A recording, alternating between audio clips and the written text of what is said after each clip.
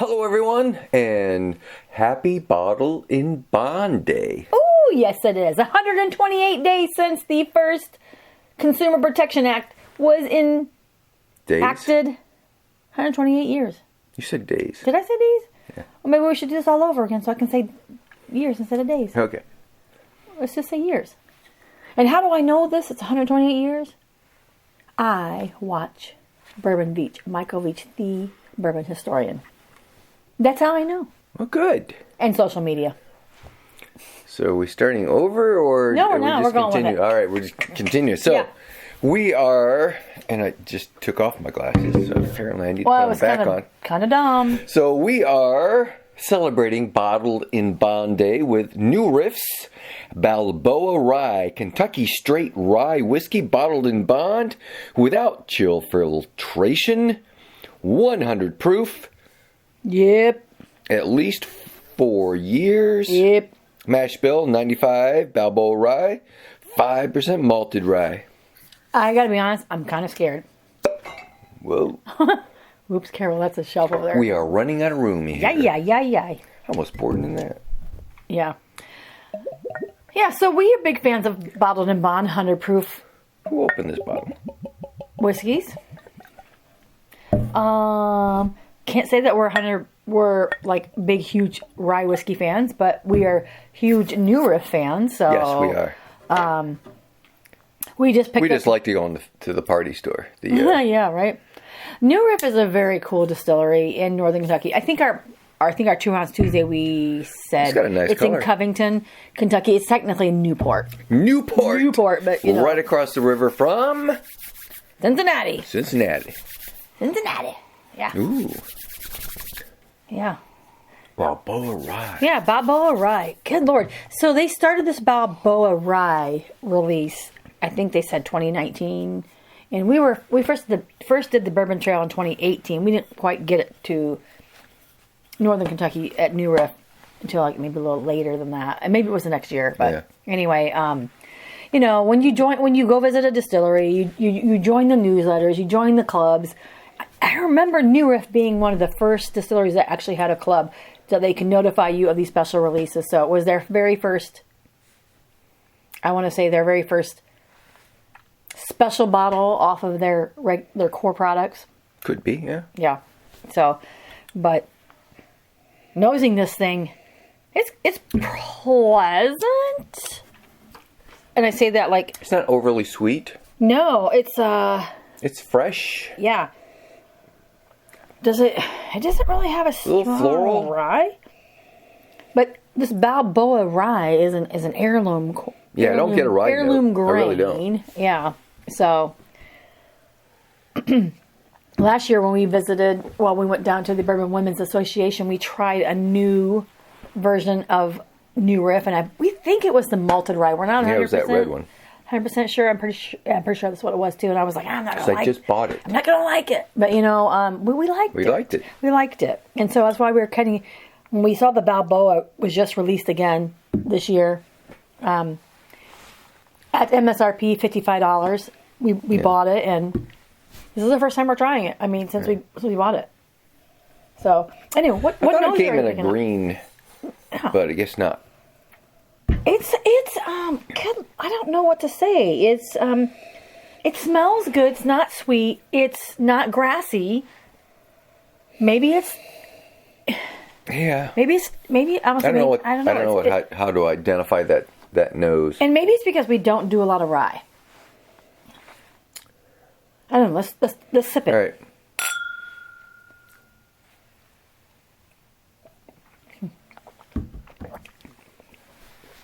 Okay. Oh, now it's impactful. Yeah. Woo! Hot? Or the flavor? Everything. Oh, okay. Everything. It's a taste explosion in my mouth. It's not overly hot. It's mellow with the heat in the chest for me. I don't know. My tongue's stinging. Oh, is it? Yeah. But it's not a rye note that I get. Not typical. So maybe that's that heirloom. It's very, I want to say clean. You know, clean, earthy.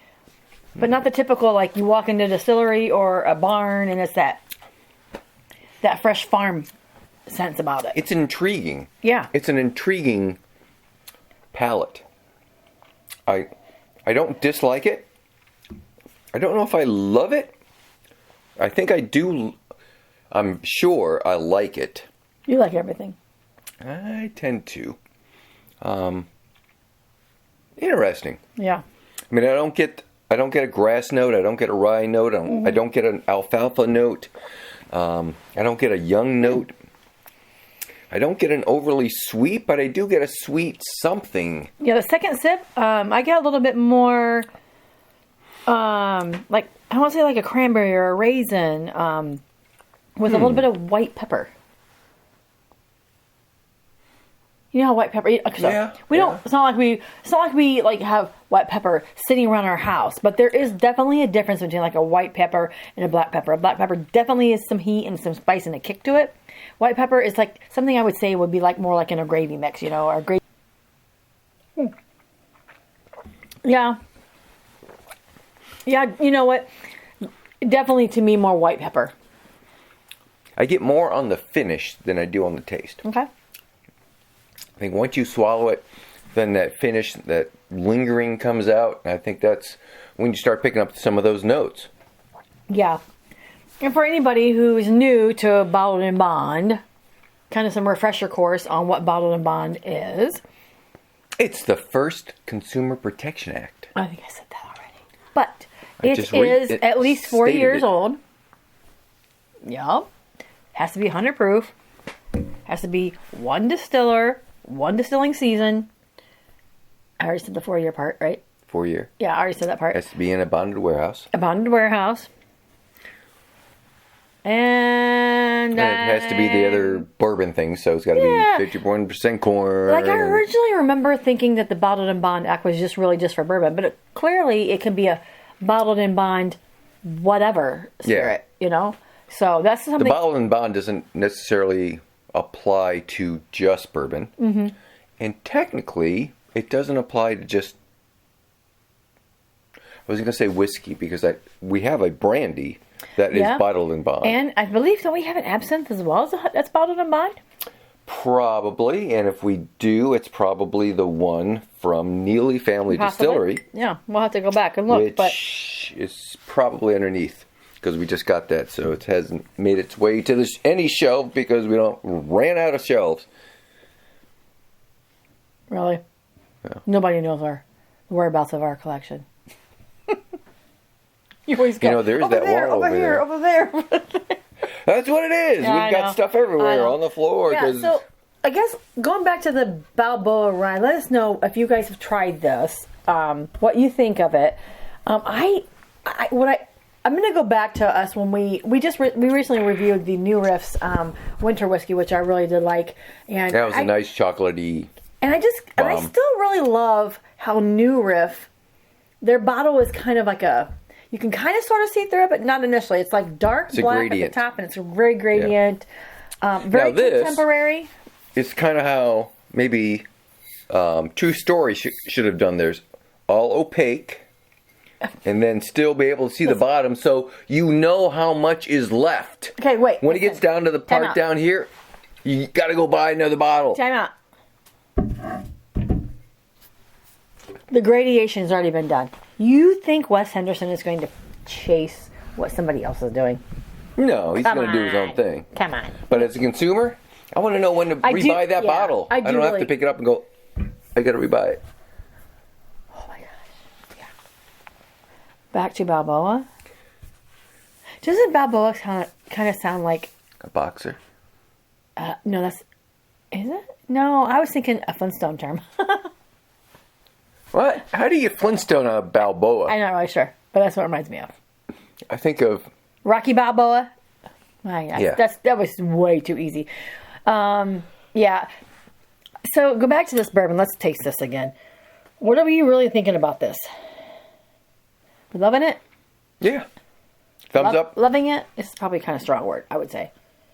I think it's more of There's only one thing I truly love in this world, honey. If you did, you'd buy me all the 2XOs. And it's George T. Stagg.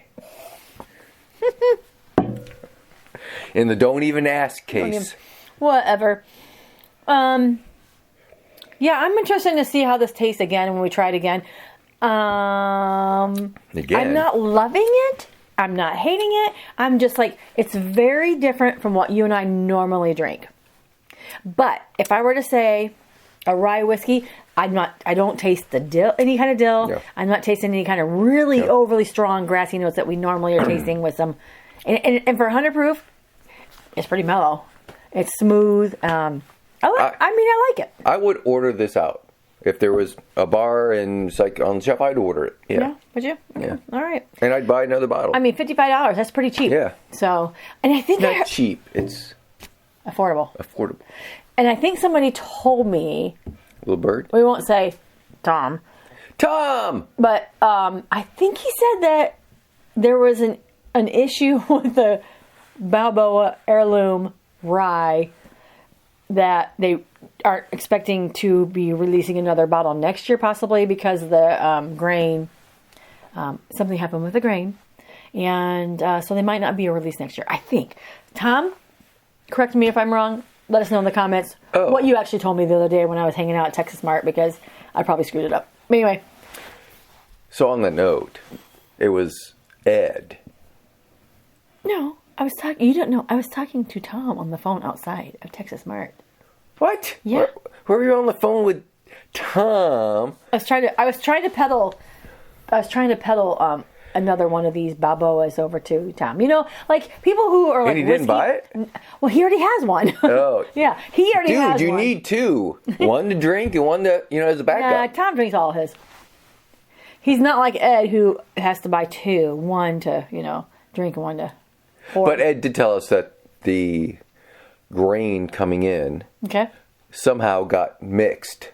So the Balboa grain with rye, with normal rye, somehow got mixed. Something happened? Okay. So I don't know if it got mixed as seeds and got planted that way, or if it got harvested and mixed with some other harvest and ended up at New Riff as a combined. Ed, write down in the comments what happened. But he was telling me that, which is why we went ahead and bought it, because we won't be able to get this for at least 18 months. I do remember him telling us that as well. So I think basically Tom are kind of. So if you see this, go buy it. Yeah. And if you want a source to buying it, I mean, I'm sure it's around everywhere. But if you happen to be in Kalamazoo, Michigan, buy it at Texas Mart. Yep. Anyway. And if you're in Ashley, Indiana, buy it at Tipsy's Handy Spot, Ashley. And if you're in Gary, Indiana, buy it at Handy Spot in Gary. Yeah. Anyway, we're rambling. That's what we do, and we get in trouble for it. But you know what? No apologies. Hashtag I don't care. That's right. We're out. We do what we want. We're rebels. It's our channel.